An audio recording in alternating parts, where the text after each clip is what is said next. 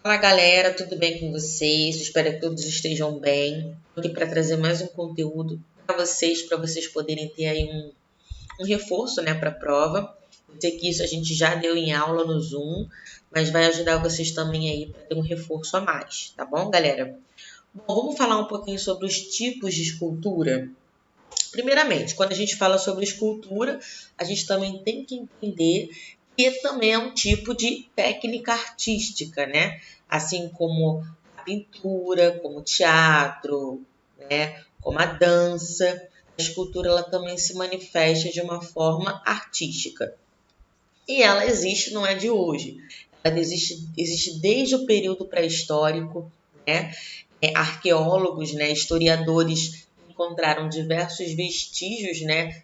De esculturas e até mesmo esculturas completas, né? Que diz um pouco sobre a civilização dos povos, né? Dos nossos ancestrais, de outros povos que viviam no período pré-histórico. E quando a gente fala sobre a escultura, né, essa técnica artística, a gente também tem que entender como que ela evoluiu, né, no mundo ao longo dos anos, passando desde o período da pré-história até o modernismo. Né? Isso aconteceu também na pintura, a gente viu isso em diferentes fases da história da arte, vimos isso no período gótico, vimos isso no período barroco, no rococó, né? E agora estamos vendo isso também através da escultura.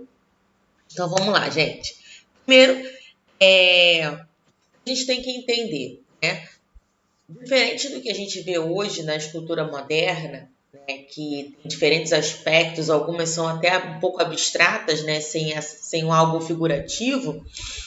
Diferente disso, no período pré-histórico, o que historiadores, né, e arqueólogos até tentam, né, entender e decifrar um pouco das esculturas encontradas, mas ao que tudo indica é que as esculturas criadas nesse momento da pré-história são para demonstrar cenas do cotidiano, né, ou caracterizar pessoas mesmo do cotidiano. Isso está muito comum através da estátua de Vênus do Williamford, né, que representa o estilo da mulher desse período. Não é algo real, até porque nesse período a técnica, o homem não tinha, né, tanto conhecimento técnico para chegar ao realismo, né, mas percebe-se que ele tentou demonstrar ali, né, os aspectos da figura feminina. Que na verdade seria também uma idealização, né, nesse período, pelo que se entende, né, em relação às pinturas e às esculturas, havia uma idealização do corpo feminino como um ser fértil, ou seja, a mulher que produz, né, que reproduz, que dá à luz a filhos. Então isso vai ser muito visto através do seu aspecto corporal, né? A pelvis bem marcada, os seios fartos, né? Demonstrando uma mulher fértil, uma mulher disposta, né, a dar à luz a filhos. Isso é muito comum nesse período. Não só a gente vai ter as esculturas tridimensionais, que a gente pode ver de diversos ângulos, como também esculturas, né, feitas em pedra. Isso a gente já pode chamar de bidimensional. Por quê? Eu não consigo ver ela de todos os ângulos, só consigo ver ela de frente, né? E também aquelas esculturas que são que tem, né, uma marcação na pedra. Não necessariamente vai ganhar uma forma, mas vai ter uma marcação na pedra, né, como se estivesse sendo desenhada. Temos também as esculturas egípcias. Na verdade, as esculturas egípcias elas não estão ligadas a uma a uma questão de cotidiano, né, como a gente viu no período pré-histórico. Na escultura egípcia, a gente vê mais um enaltecimento da figura do faraó ou de deuses da mitologia egípcia. Não vou ficar presa ao texto, porque isso aqui vocês conseguem ler depois fora do vídeo, né? Mas o que é muito comum ver é a imagem de faraó esculpida em monumentos enormes, em monumentos grandes, né? Para enaltecê-lo. Por quê? O faraó na terra era considerado como um próprio deus, né? Então o povo deveria reverenciá-lo. Então isso, para que houvesse essa questão de demonstração de poder, de enaltecimento da figura do faraó, vai haver, né, diversas esculturas, inclusive em pedra, em rochas, em montanhas, né, para demonstrar a questão de poder mesmo, né? E não só vai haver essas esculturas em pedras, como também em ouro, né? Ouro entalhado. É possível até a gente fazer, né? Fazer não, ver essas esculturas mescladas com o sarcófago, né? O sarcófago tinha ali, né, aquele espaço onde era colocado o corpo, né, mumificado. Por fora, geralmente vinha uma escultura, né, a parte de cima do sarcófago. Então, isso também a gente pode chamar de escultura. Utilizava-se materiais nobres encontrados ali na região do Egito, né? Vamos para a próxima. A gente também tem as esculturas na Idade Média. Diferente do que a gente viu no Egito e da pré-história, na Idade Média, as esculturas elas estão mais ligadas a uma narrativa bíblica. Por quê? Era objetivo, né, já da Igreja Católica propagar o cristianismo e enaltecer o seu próprio poder, né, porque a Igreja se considerava como representante de Deus aqui na Terra. Então a gente vai viver a época do teocentrismo, ou seja, Deus no centro de todas as coisas. Então, se Deus está no centro de todas as coisas, o espaço ali religioso, né, as grandes catedrais de Roma, né, a gente tem em Paris, né, muitas igrejas, a própria Basílica também de São Pedro, a gente vai ver esculturas, né, que vão remeter a uma narrativa bíblica, né? Então vai ter figuras não só de Deus, de Jesus, como também de personagens bíblicos, Maria, Adão e Eva, né? Os próprios discípulos de Jesus. Então isso tudo vai acontecer de uma forma bem clara para que os fiéis se convençam, né, do poder de Deus, né? Do poder da igreja, inclusive como representante de Deus aqui na Terra. E como a gente viu lá atrás, no primeiro tema, a gente também vai ter as gárgulas no período gótico, que vão ser essas esculturas, né, horrendas, com aspectos feios, né, que ficam do lado de fora das catedrais para mostrar que do lado de dentro havia o divino e do lado de fora havia o inferno. Então, isso era demonstrado através das esculturas e isso era ensinado para o povo, né? Lembrando que a gente está falando da Idade Média. A Idade Média inicia mais ou menos século XII, século XIII. Olha aqui, ó, no período pré-histórico, a gente tem a Vênus de Willenford, que é 25 mil anos antes de Cristo. Olha como é que já houve mudanças, né? A gente está falando de milhares de anos atrás. Além de que, se aqui a Vênus de Willenford é 25 mil anos antes de Cristo, ou seja, Cristo ainda não tinha vindo à Terra, e aqui já fala sobre uma narrativa bíblica, né? Já conta histórias da Bíblia, inclusive os feitos de Cristo, a gente está falando, ó, de um pulo muito grande na história. Vamos lá, gente. As esculturas gregas e suas fases, né? Assim como também no Egito havia muito da mitologia egípcia nas esculturas, a gente também vai ver isso na Grécia, né? Na mitologia grega. Inclusive, a arte grega, ela se divide em 3 fases. Por quê? Até a Grécia se firmar como uma civilização, como uma polis, havia povos que ficavam espalhados na região grega, né? Naquela região ali da Grécia.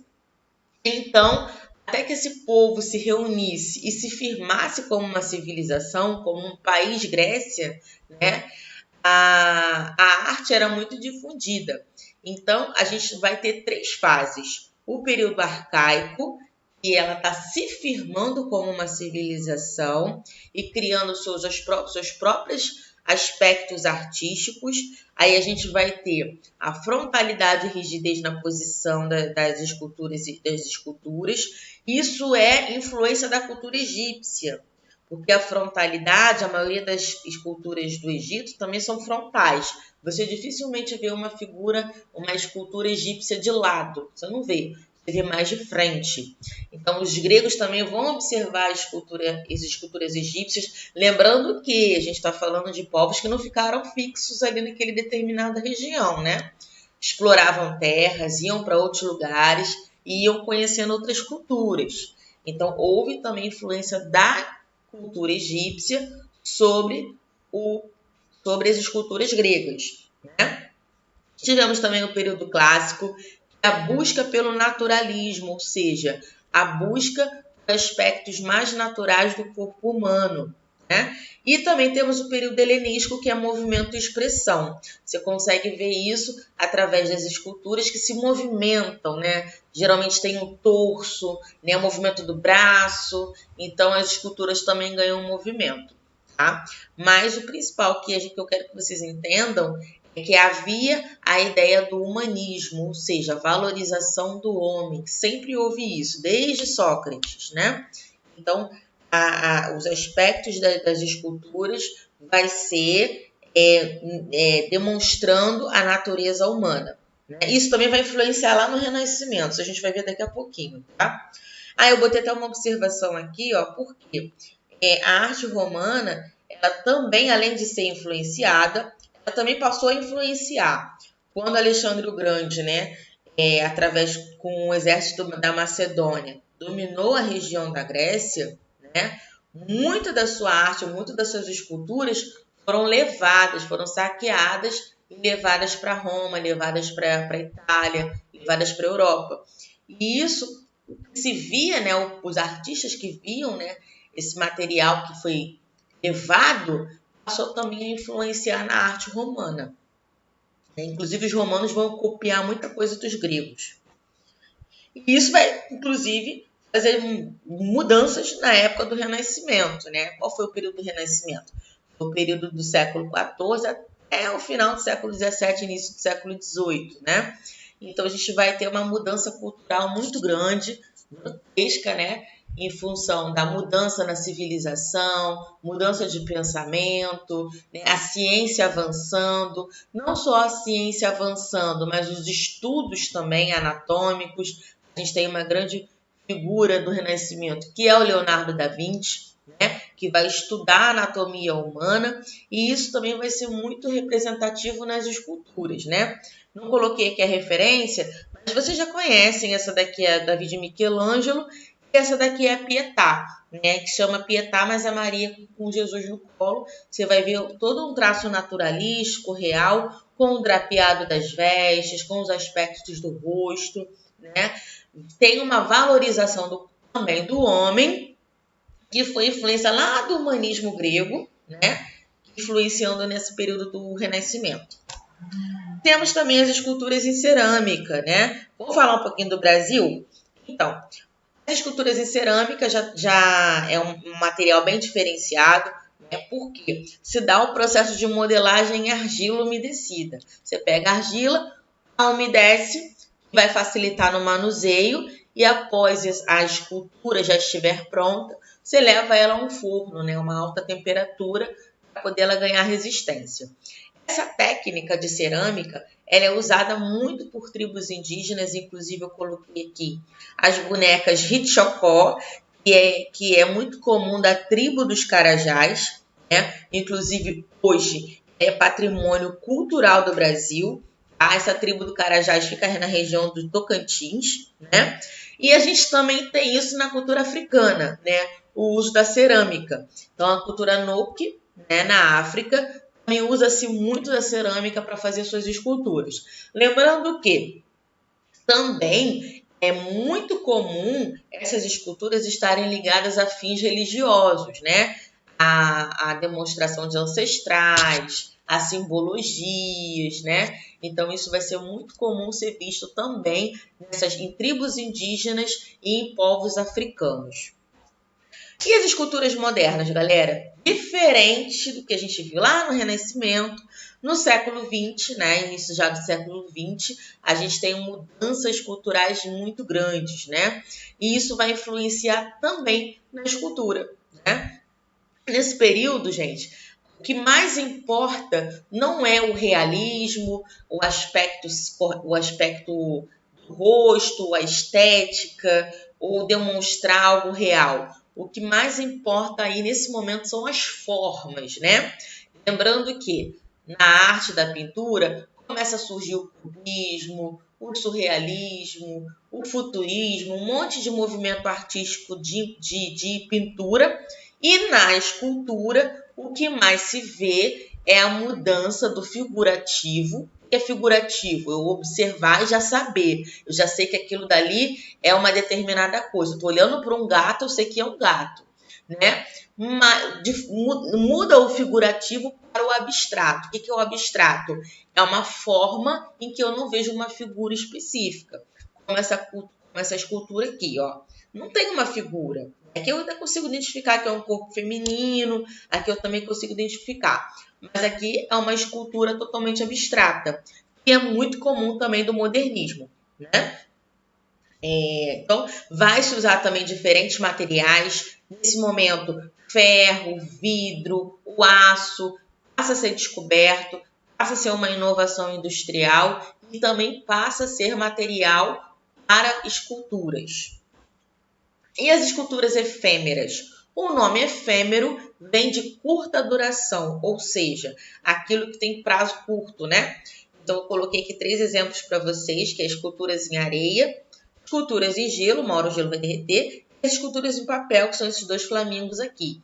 Né? É muito comum também as esculturas efêmeras estarem ligadas à reciclagem, né? Você pega um material que você não vai usar mais, recicla, faz uma escultura, seja de papel ou de garrafa, e aquele material ele não vai durar muito tempo, porque ele não é um material nobre e nem um material resistente, como o mármore do Renascimento, como o bronze, como as pedras do Egito, como as rochas do Egito. Não são materiais que são duráveis, né? São materiais que vão rapidamente envelhecer, até porque ficam expostos ao sol, à chuva, geralmente são feitos em lugares mais abertos, né? Então tem um tempo muito curto de duração. Essas são as esculturas efêmeras, esse foi o meu último slide. Espero que vocês tenham gostado, deu 17 minutos, eu tentei resumir ao máximo. Qualquer dúvida, vocês me escrevam, tá bom? Tchau, boa sorte.